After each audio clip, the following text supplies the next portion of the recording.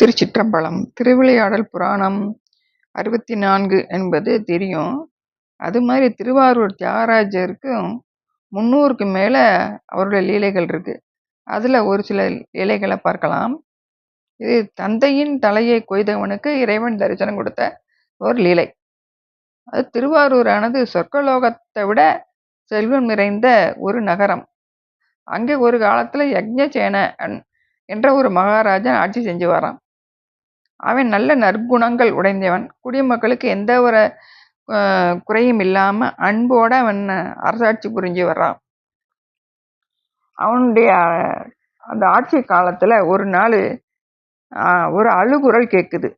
அப்ப ஒரு வேதியன் கூக்குரலோட அரசன் முன்னால நின்று விம்மி விம்மி அழுது தன்னோட வந்த காரியத்தை சொல்றான். அதாவது தன்னுடைய மகன் 10 வயது குழந்தை, அவன் திடீர்னு விடிய காலையில அகால மரணம் அடைஞ்சிட்டான் அப்படின்னு சொல்லி வருத்தத்தோட கூறி, இந்த சம்பவம் யாரோட பாவத்தால நேர்ந்திருக்கும் அப்படின்னு சொல்லி இவங்க எல்லாரும் அந்த வேதியனுடைய அந்த துன்பத்தை நீக்கிறதுக்கு என்ன பண்ணலாம் அப்படின்னு சொல்லி பலவாறு யோசிச்சு மன்னர் தன்னுடைய குரு கிட்ட கேட்கிறார். இப்படி நமது ராஜ்யத்துல அகால மரணம் ஏற்படாம இருக்கிறதுக்கு என்ன செய்யலாம் அப்படின்னு சொல்லி கேட்கும்போது, குரு அங்க ஒரு யோகி இருக்காரு.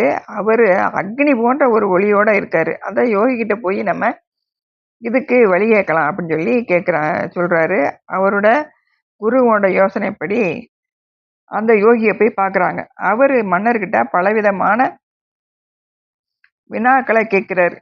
அதாவது இந்த உலக சேமத்துக்காக முயற்சி பண்றாரா அப்படிங்கன்னா அவரை பரிசோதிச்சு பார்த்து, இவன் நிஜமாவே உலக நன்மைக்காகத்தான் இந்த மன்னன் யாகம் பண்ணணும்னு நினைக்கிறேன் அப்படின்னு சொல்லி யாகம் பண்றதுக்கு மற்ற மகிரிஷிகள், பிராமணர்கள் இப்படி ஆயிரக்கணக்கானவர்கள்லாம் வரவழைச்சு அங்க ஹோமம் பண்றாங்க. அப்படி ஹோமம் பண்ணும்போது நாள்தோறும் ஹோமம் முடிஞ்ச உடனே பிராமணர்களுக்கு போஜனம், தானங்கள் இதெல்லாம் மிக விமரிசையாக செய்கிறாரு. யாக முடிவுல சிவயோகியார் சில மந்திரங்கள் எல்லாம் உச்சரிச்சு அக்னியில ஆகூதியில ஒரு சில பாத்திரங்களை அந்த ஆவிர்வாகத்தோட சில மருந்து கொடிகள் ரசத்தை எல்லாம் பிழிஞ்சு அதுல நெய், பால், தயிர், பாயசம் இப்படி எல்லாம் கலந்து அந்த பிரசாதத்தை சாமிக்கு தியாகராஜருக்கு நிவேதனம் பண்றாரு. அது அமிர்த மாதிரி ஆயிடுச்சான். யாகம் முடிஞ்ச உடனே அரசனுக்கு அந்த பிரசாதத்தை கொடுத்து அது அமிர்தம் போல மன்னன் புசிச்சான். அப்புறம் மந்திரிகளுக்கும் மற்ற பிரஜைகளுக்கும் எல்லாரும் கொடுக்கும்படி அவன் சொல்லிக்கிட்டு இருக்கும் பொழுது அரசனுக்கு எதிராக ஒரு ஒளி தோன்றுது. அது மன்னன் பக்கத்துல வந்து, நீ இப்படி சிவயோகியோட மகிமையால அமிர்தம் சாப்பிட்ட, இந்த பூலோக ஜனங்களுக்கு இதெல்லாம் கொடுத்தா அவங்களுக்கு மூப்போ மரணமோ நேராம போயிரும். இந்த மண்ணுலகத்தவங்க எல்லாம் தேவர்களை மதிக்க மாட்டாங்க அப்படின்னு சொல்லி நீ அவங்களுக்கு கொடுக்காத அப்படின்னு சொல்லி அந்த ஒளி சொல்லுது. இப்படி செய்யாம இருந்தேன்னா நீ இந்திரனோட சாபத்துக்கு ஆளாக நேரும் அப்படின்னோடனே அரசனும் சிவயோகியும் என்ன பண்ணலாம் அப்படின்னு யோசிச்சு இந்திரனோட தூதன் சொன்ன மாதிரியே அந்த அமிர்தத்தை ஹோமத்துல அந்த அக்னியில சேர்த்து ஊத்திடுறாங்க. இப்படி அப்புறம் வந்தவங்களுக்கு எல்லாருக்கும் நிறைய பொண்ணும் பொருளும் கொடுத்து அனுப்பி விடுறாரு. அந்த நாள்ல இருந்து திருவாரூருக்கு சிராப்திபுரம் அப்படின்னு சொல்லி ஒரு பேர் வந்துச்சான்.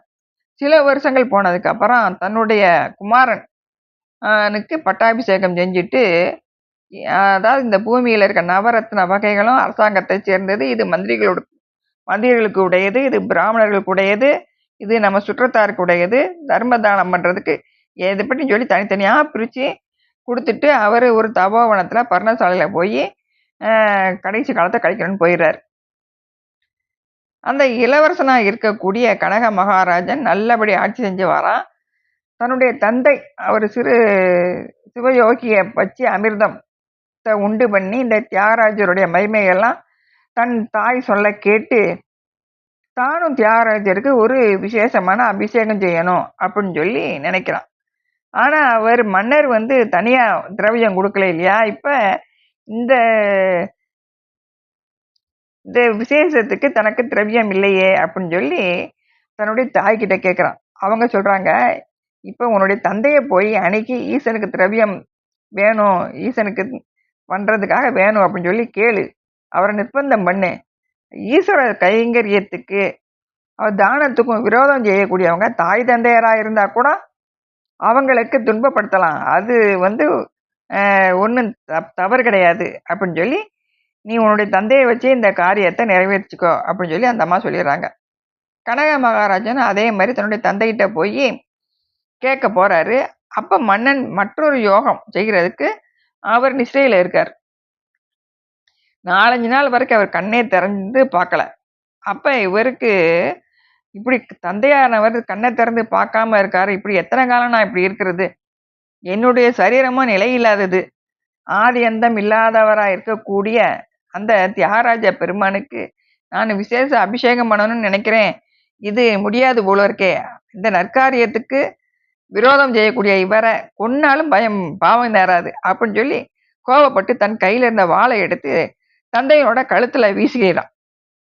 அப்ப இறைவன் அந்த நேரத்துல அப்படியே ஜோதி வடிவமா தோன்றாரு. தோன்றி உன்னுடைய தகப்பன் தலையை வெட்ட நீ துணிஞ்ச, இதுவே எனக்கு குளிர்ந்த அபிஷேகம் செஞ்சது மாதிரி நான் திருப்தி அடைஞ்சிட்டேன், உன்னோட பக்தியின் மேன்மையை கண்டு மகிழ்ந்தேன் அப்படின்னு சொல்லி சூரிய பிரகாசம் போல ஒரு ஜோதி சொருவமா காட்சி கொடுக்குறாரு. அந்த நேரம் மன்னனும் தன்னுடைய யோகம் முடிஞ்சு 2 பேரும் அரசனும் மகனும் ஒரே காலத்துல ஈஸ்வர சொரூபத்தை கண்டு அந்த பெரும் பாக்கியத்தை அடைஞ்சாங்க அப்படின்னு சொல்லி இந்த லீலை சொல்லுது. எப்படி நந்திகேஸ்வர பெருமானுக்கு தன்னுடைய தந்தையின் காலை வெட்டி அவருக்கு நந்திகேஸ்வர பதவி கொடுத்தாரோ, அதே மாதிரி இறைவன் இந்த மன்னனுக்கும் இளவரசனுக்கும் இதே மாதிரி தன் மேல அன்பு செலுத்துறவங்களுக்கு இறைவன் அன்பால வழிபடக்கூடியவங்கள விரும்புறாரு அப்படிங்கிறத இந்த லீலைகள் காமிக்குது. திருச்சிற்றம்பலம்.